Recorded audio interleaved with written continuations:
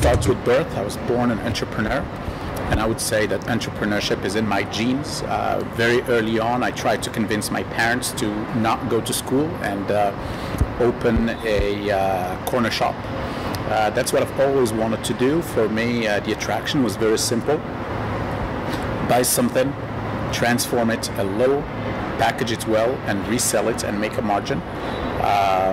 That idea has driven me to actually further study and study well so that I can do that right.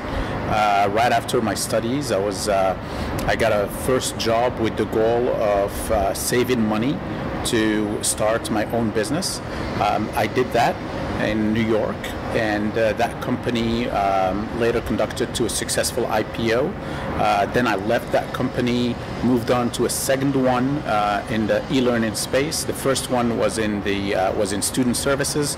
The second one was in e-learning. With e-learning, it was also a venture that lasted a few years, and that led to an IPO, quite successful in the Washington, D.C. area. And then after that, I moved on to a third venture that failed miserably, and I'm actually glad it failed because I learned a lot of things that I didn't learn in the first ventures.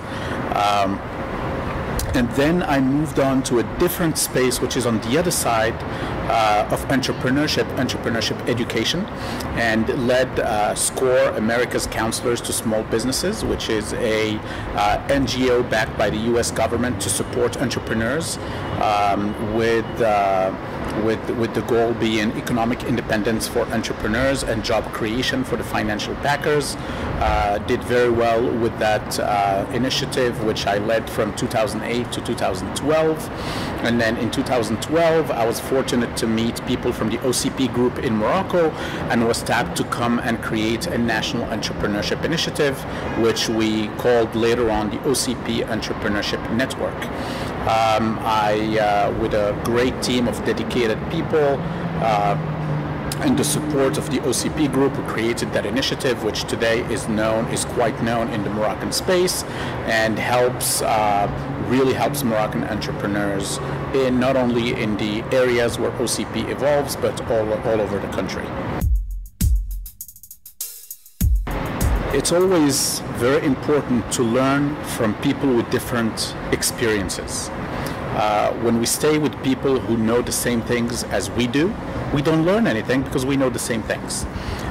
Diaspora are people who've gone to different places, who learn different ways, learn to adapt and make things in new ways. So they do have that learning, which is great. That's number one.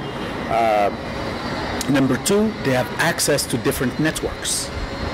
And number three, when they come in a fashion where they want to assist, they don't come with a conflict of interest. So it is something that they do with the simple reward of helping others.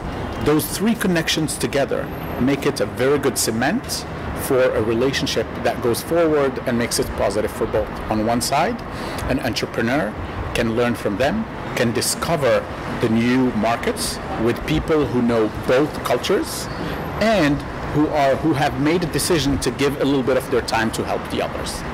So those three together make the right combination. So number one is going to a new market requires that we already master the first market. So it requires that we already have processes, that we're already well structured, and that we already know where we want and where we want to go and at which speed. It's very important. We can't put on our plate more than we can chew. So that's very important. Those are prerequisites. Once we know those and we want to go international, we have to forget that word international. It's just a new market with a new client that have their own specifications and requests. And we need to focus on their needs, on satisfying them well, and then those markets are surely going to generate new ones.